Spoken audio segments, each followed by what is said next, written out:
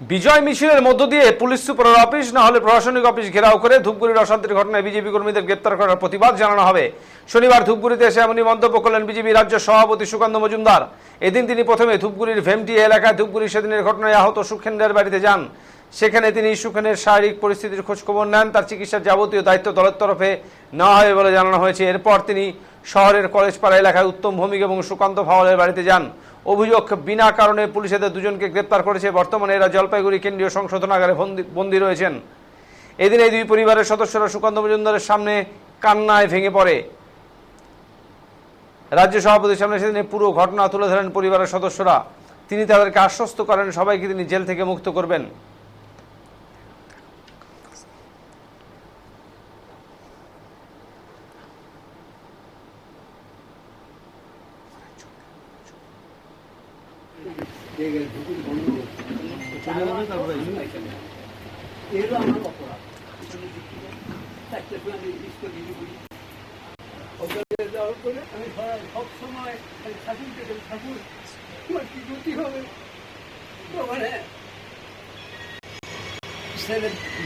ছেলে বলতেছে, বাবা তুমি যখন সরকার তুমি আসবে, আমি বাবা মরে যাবো, তো আমার ধর্ম নষ্ট করতে আমি রাজি না।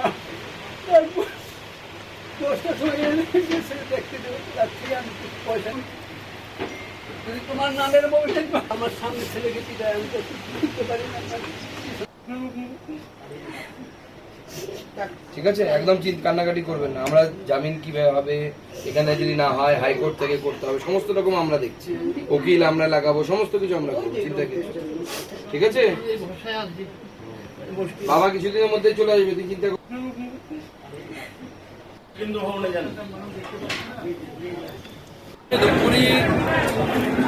এরপর ঘটনা, সেই ঘটনা নিয়ে সাংবাদিকদের মুখোমুখি হয়ে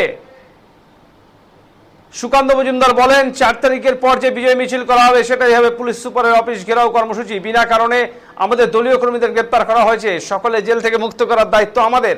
এদিন রাজ্য সভাপতির সাথে উপস্থিত ছিলেন ফালাকাটার বিধায়ক দীপক বর্মন, জলপাইগুড়ির বিধায়ী সাংসদ জয়ন্ত রায়, তুফানগঞ্জের বিধায়িকা মালতী রাভা, জলপাইগুড়ি জেলার সভাপতি ভাবি গোস্বামী সহ দলীয় নেতৃত্বরা।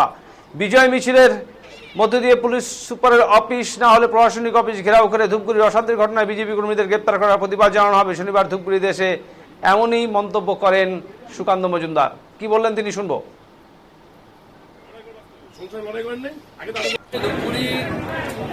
যে ঘটনা, সেই ঘটনা নিয়ে আমরা SP office, Jalpaiguri SP office বা এখানকার এসডিও অফিস বা প্রশাসনিক ভবন আমরা ঘেরাওয়ের কর্মসূচি নেব। এখন আমরা ঠিক করিনি, 4 তারিখ পারো, তারপরে বিজয় মিছিল যেটা হবে সেইটাই ঘেরাও করবে। ধূপগুড়ির যে ঘটনা ঘটেছিল তারপর কিছু সাংবাদিকের বাড়িতেও হামলা করা হয়েছিল, সংবাদ মাধ্যম কেন খবর সম্প্রচার করছে না বলে কিছু কর্মীরা সেখানে গেলে তাদের উপরেও আঘাত করার চেষ্টা করে এবং কি বলবেন, মমতা বন্দ্যোপাধ্যায়ের পুলিশের থেকে তো বেশি কিছু করতে পুলিশ করেনি, যারা আন্দোলন করছিল তাদের মধ্যে কতিপয় লোক করেছিল, তারাই অবরোধকারীদের মারধর করে বলে অভিযোগ উঠছে। আর বাড়িতে হামলা করেছিল সাংবাদিকদের বাড়িতেও হামলা চলে পাশাপাশি। কি করবেন এই বিষয়ে? এই ধরনের ঘটনা হওয়া উচিত নয়। তার কারণ সাংবাদিকরা গণতন্ত্রের চতুর্থ স্তম্ভ, সেই চতুর্থ স্তম্ভের উপর আমাদের ভরসা রাখতে হবে। কিন্তু এটাও ঠিক যে আমাদের পশ্চিমবঙ্গে যখনই হিন্দু মন্দিরের উপরে আঘাত হয়, আমাদের প্রেসের মুখ কেন যে বন্ধ হয়ে যায় আমরা বুঝতে পারি। হিন্দু মন্দিরের উপর আক্রমণ হলো, সেটাও তো খবর, সেদিন খবরটা দেখানো উচিত। সেদিন মসজিদেও হামলা সম্প্রচার হয়নি, দুটোই খবর করা উচিত, কেন খবর হবে? এটা সুপ্রিম কোর্টের নির্দেশ, কি করা যাবে? সুপ্রিম কোর্টের গাইডলাইন মেনেই কিন্তু চলা হচ্ছে। কোর্টের নির্দেশ কায়দা করে হয় না, দুই গোষ্ঠীর মধ্যে সংঘর্ষ, আমরা তো কায়দা করে সেটা হয়েছে, সেটা হয়েছে। ঠিক আছে। চন্দন